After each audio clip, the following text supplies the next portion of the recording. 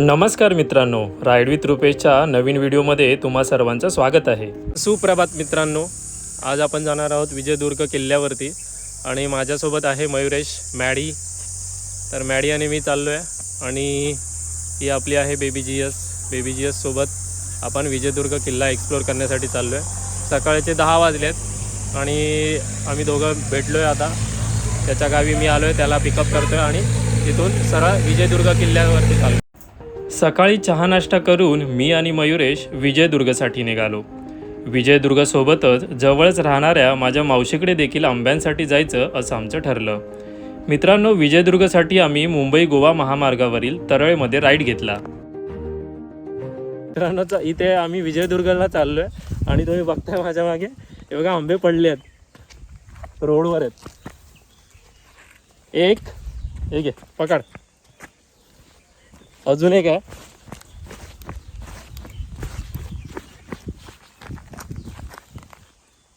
कुठे रे, कुठे? हा बघा, वाव, पकड। हे आहे आमचं स्वर्ग। देवगड म्हणजे फळांचा राजा हापूस आंबा। आम्हाला जाता जाता 2 डझन हापूस आंबे रस्त्यावर पडलेले मिळाले। मुंबई गोवा महामार्गापासून सुमारे 50 किलोमीटर अंतरावर हा समुद्रगड स्थित आहे। तर मित्रांनो, आपण इथे बाईक पार्क केलेली आहे आणि इथे हा बघा, हा आहे विजयदुर्ग किल्ला। तर ही पायवाट आहे, म्हणून आपण चाललोय। आता नाही आलं गावाकडे आलोय। काल काय झालं, विषय बंद होता ना।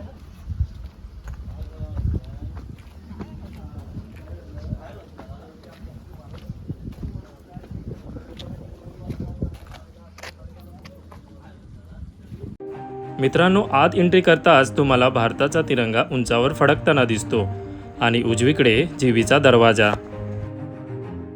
मराठ्यांच्या स्वराज्याचा ज्वलंत इतिहासाचा साक्षीदार आणि समुद्रमार्गे येणाऱ्या शत्रूला प्रत्युत्तर देऊन आपल्या मातीला विजयी करणारा दुर्ग म्हणजे विजयदुर्ग। पूर्वीच्या काळी हा गड घेरिया नावाने ओळखला जायचा।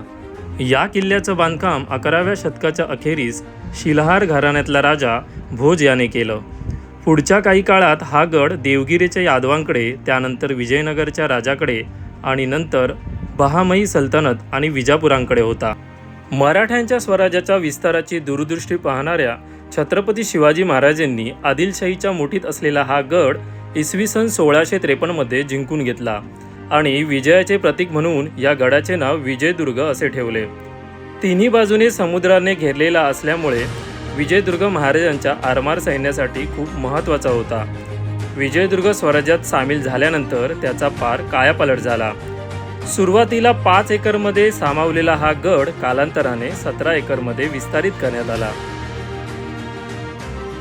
छत्रपतींच्या स्वराज्याचा जसजसा विस्तार होत गेला तसतसं राजांना राजकारणाचे धडे मिळू लागले।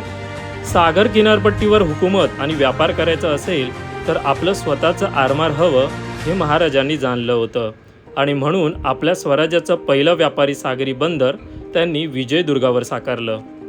या गडाचं विशेष महत्त्व म्हणजे संपूर्ण जगामध्ये हा एकमेव असा गड आहे की गडाच्या तिन्ही बाजूने समुद्राच्या खाली एक संरक्षण भिंत आहे, ज्यामुळे शत्रूचं कोणतंही जहाज या संरक्षण भिंतीला पार करून गडाच्या जवळ येऊन हमला करू शकत नाही। पाण्याच्या खाली बनलेली ही भिंत 400 मीटर लांब, 15 फूट उंच आणि 22 फूट जाडीची आहे।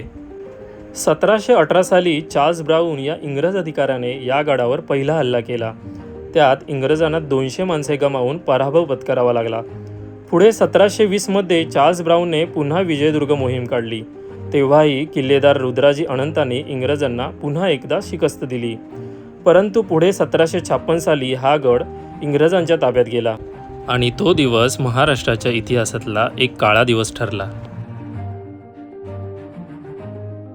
मित्रांनो, विजयदुर्ग गडाची खासियत ही आहे की गडाच्या तिन्ही बाजूने सागराची विविध रूपं आपल्याला पाहायला मिळतात आणि ही सागर निळाई कितीही पाहिली तरी मन तृप्त होत नाही।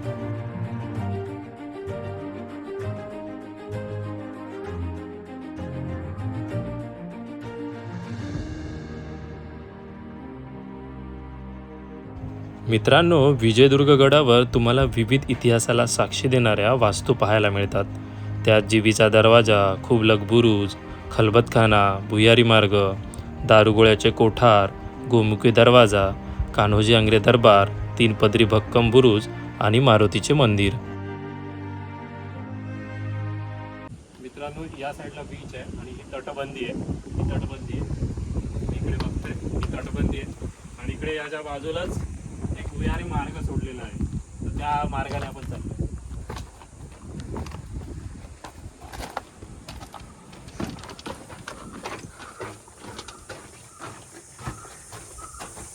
इकडे आणि हे सुंदर असं झाड आहे बघा, वडाचं झाड आहे. किती छान आहे, मस्त आहे. नाही मगाशी बाहेर पडलो तिथे आलो.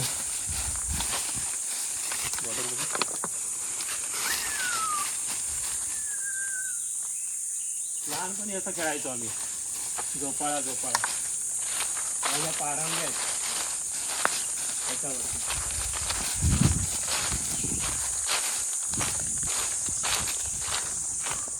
इकडे भाऊच आहे, काय आहे?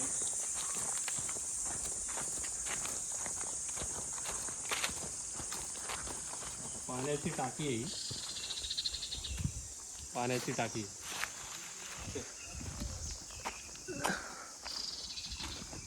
किती टाइम वाचला आहे फिरत आलोच तेवढा तिकडून.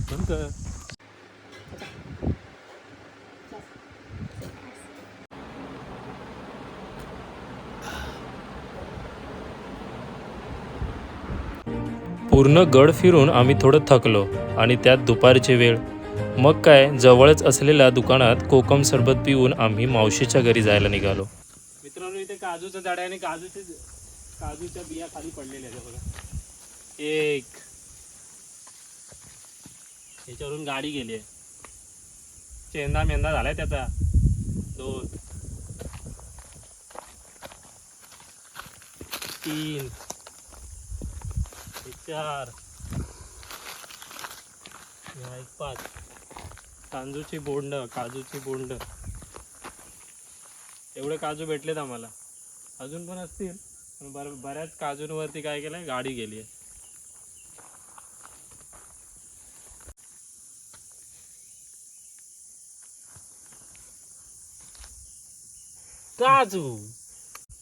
काजू कोकणी मेवा, यावा आणि कोकणात काजू घेऊन जावा. दारू पडते, काजूची दारू.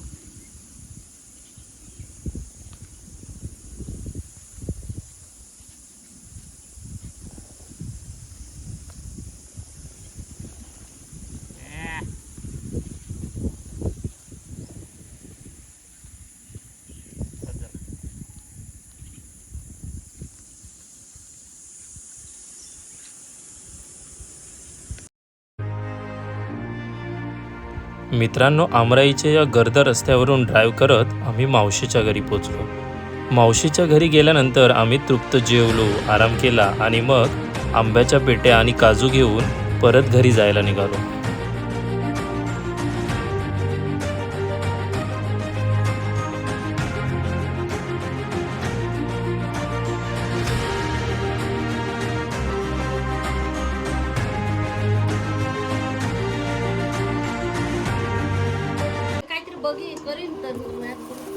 मुंबई आवडता. मुंबईत आवडते.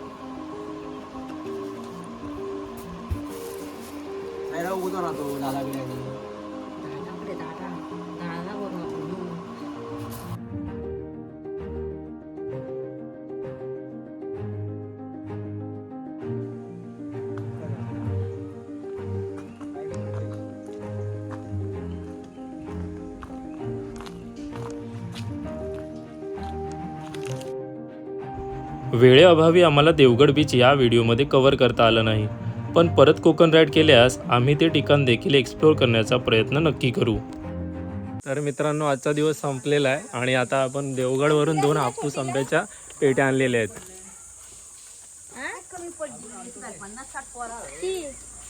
मित्रांनो, आज सकाळी 10:30 वाजता आपण निघालेलो लोऱ्यावरून आणि पूर्ण विजयदुर्ग देवगड करून आपण आता संध्याकाळी 6:30 वाजलेले आहेत.